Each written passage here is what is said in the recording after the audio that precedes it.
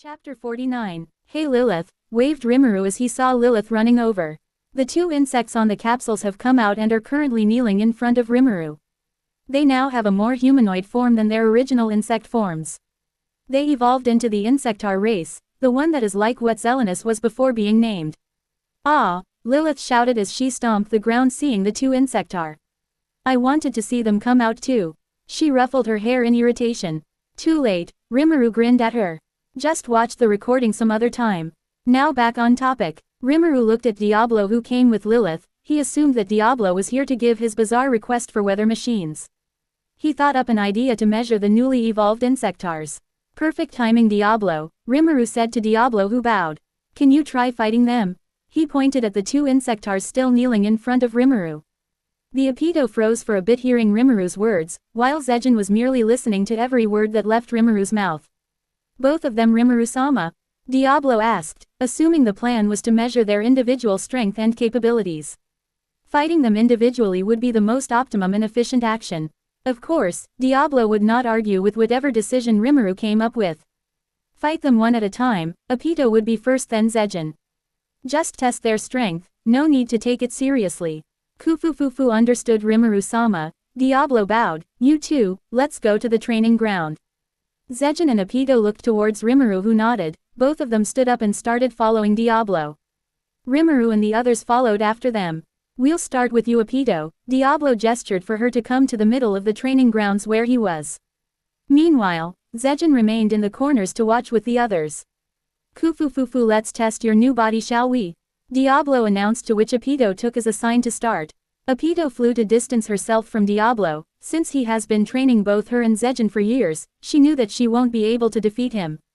The most she can do right now is show what she can do in front of Rimuru. With the main goal of leaving a strong impression to her lord. Diablo simply watched Apito circle around her, as stated before by Rimuru. Taking the fight seriously was not the point of the fight, but to test out new abilities of the newly evolved subordinates of Rimuru. Poison Needle. Apito materializes several needles beside her which fired towards Diablo in high speed.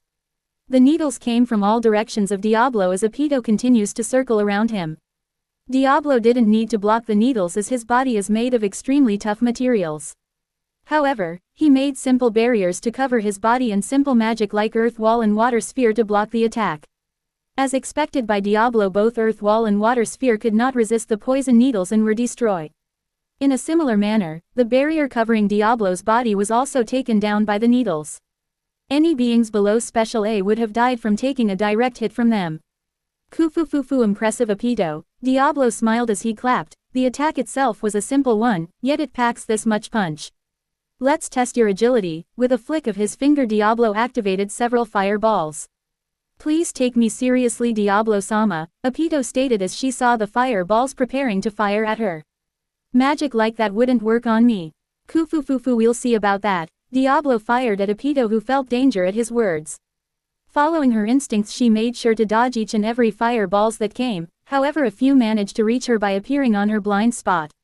Wah! The fireballs exploded and Apito took a direct hit. She could be seen bruised up, with a still confused expression. Those flames, Zejin who was observing the fight muttered to himself. They seem familiar. Of course they are, those are my imitation of scorch magic. Seriously, this Diablo actually managed to recreate my magic. Rimuru thought to himself as he also observed the fight with great interest. He looked beside him to see Lilith wearing her goggles. How is it? Do you see Apito? He asked. Lilith turned to Rimuru. Ah, sorry, yeah, I could barely see her. Even with this goggles that slow everything I see to hundreds of seconds.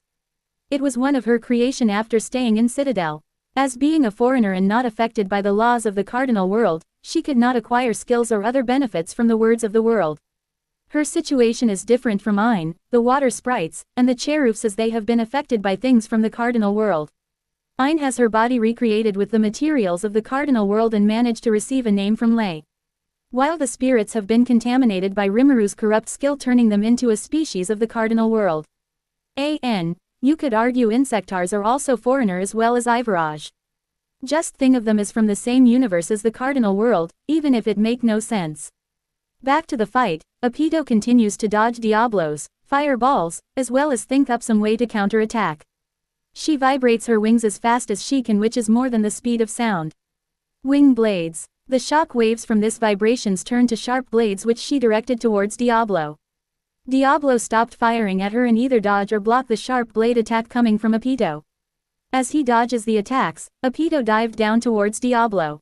With her claws from both her hands and feet, she dives down and scrape at Diablo before flying up and diving down again. She continues to do this in unison with her vibrating wings to try to create a blind spot to leave a good blow at Diablo. Kufufufu, with this much strength, I would have had a hard time if I wasn't named. Diablo smirked, enjoying the fight Apito is giving him, as well as being grateful to Rimuru for giving him a name. I accept the compliment, Diablo-sama, Apito said mid-fight as she tries tearing of Diablo's left arm.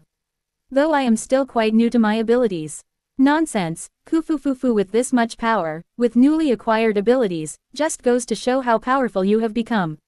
Make sure to grow much stronger to be of use to Rimuru-sama. Diablo tried to capture Apito as she tries to attack at him. Apito evades Diablo's arm that tried to grasp her and flew up. Yes, Apito hovered in one place and dove directly at Diablo, pointing her real stinger at Diablo to deal one last attack before the fight finishes. Queen's Needle. With the speed Apito was going, she rushes at Diablo and left a cloud of dust in the air. The ground below them cracked and created a small shock wave. I can't see, Lilith complained as she coughs through the cloud of dust. After several seconds the dust dissipates and showed the end result. With Diablo standing like always with great posture and with a smile on his face. Meanwhile Apito was on the ground with her right arm cut off from above her elbow. Wait, what happened? Lilith complained, looking at Rimuru. Before Apito could hit Diablo, Rimuru started. He materialized his metal claws and deflected the attack and cut of Apito's arm in the process of the deflection. Lilith looked back and saw that Diablo did have his gauntlet-like claws out. It was a nice finisher, Zejin who remarked proudly, looking at his sister. If the opponent wasn't Diablo-sama, the attack would have been a hit. Kufufufu. Testarossa would have managed to dodge it too, Diablo corrected Zejin as he walked towards them carrying Apito. She needs more training as she specializes more on speed. Hit and run tactics would be her best strategy, as well as aerial bombardment with her needles. Diablo explained. That is what we can assess for now, let's see in the future if more abilities will sprout. Rimuru took Apito and laid her down. Rimuru started healing Apito with full potions. Now then, Diablo, confirming that Apito has been taken care of, looked towards Zejin. It should be your turn. Yes, Zejin stood forward and followed Diablo in the middle of the training ground. Rimuru watched them as they stared at each other. He created multiple layers of barriers surrounding the training ground, from simple physical barriers to shock-absorbing ones. He knows the difference in power between Apito and Zejin. It could be due to their different biological parent, or simply mere talent and potential. Whatever it was, Diablo would surely have to at least take Zejin half seriously. Lilith. What's up, Chief? Make sure to stay near me. Huh, why is th? Lilith saw that Rimuru was looking at her with a serious expression. Got it. Between Zejin and Diablo, Kufufufu from the training, you would be the main fighter with Apito as support. I'm assuming it would be the same right now. Diablo brandished his claw gauntlet, materializing the other one, equipping both his hands. In terms of quality, the gauntlets should be legendary in weapon grade. And yet, that is correct, Diablo-sama, prepare yourself. I'll be taking this opportunity to further my strength to be of service to Rimuru-sama. Zejin took his stance, with both arms raised up to his chest and feet apart. Preparing to move at any given time as soon as the go signal was given. Kufufufu, that is more like it, as expected of my disciple that I have personally taught. Diablo spread his arms wide with his claw gauntlets.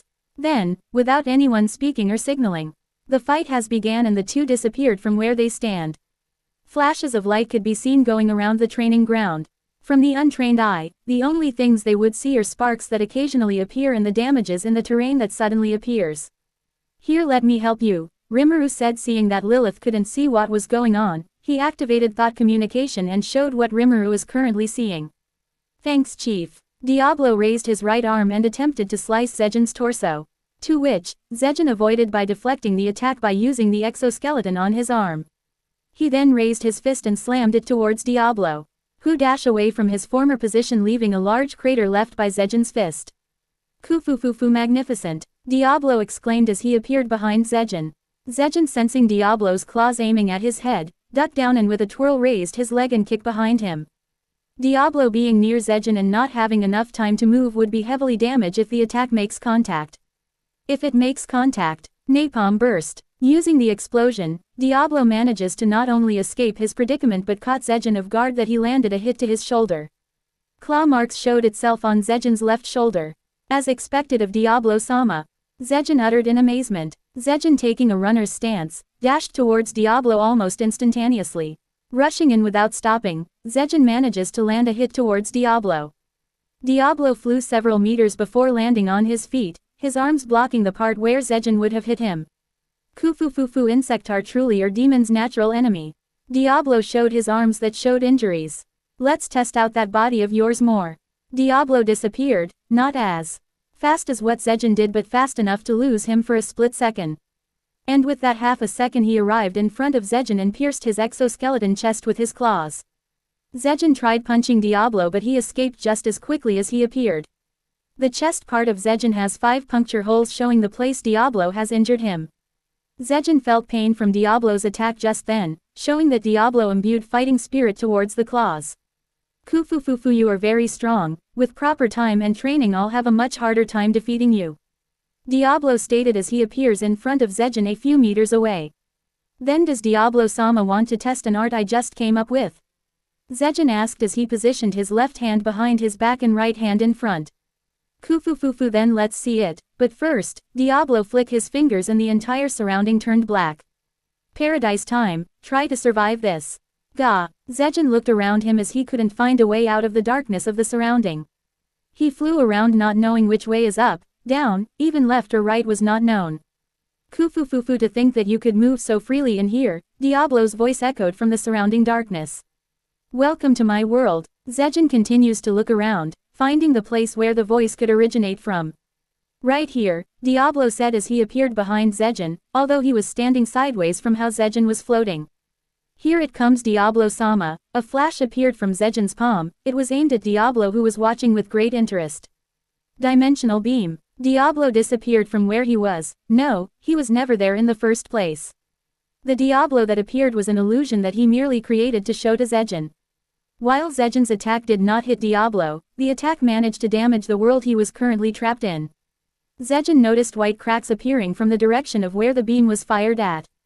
Kufufufu, to manage to damage my illusionary world, you must have a really tough mental fortitude and dimensional attack. Diablo explained with a tinge of excitement in his voice. Kufufufu, then how about this then, end of the war. That's enough, Diablo. The darkness-covered world collapsed and Zejin was returned to the training ground with Rimuru standing near the two. My apologies, Rimuru-sama, I seem to have gotten too excited. Diablo quickly kneeled down towards Rimuru, not wanting to displeasure his lord. It's fine, I would have wanted to watch the end result as well. Rimuru reassures, Zejin, well done, that was a good fight. I'm confident that you could put a fight with your older brother if you master that body of yours.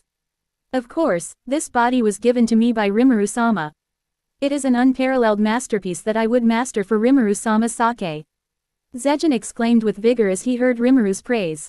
Rimuru nodded, good, make sure to master it well. To be continued.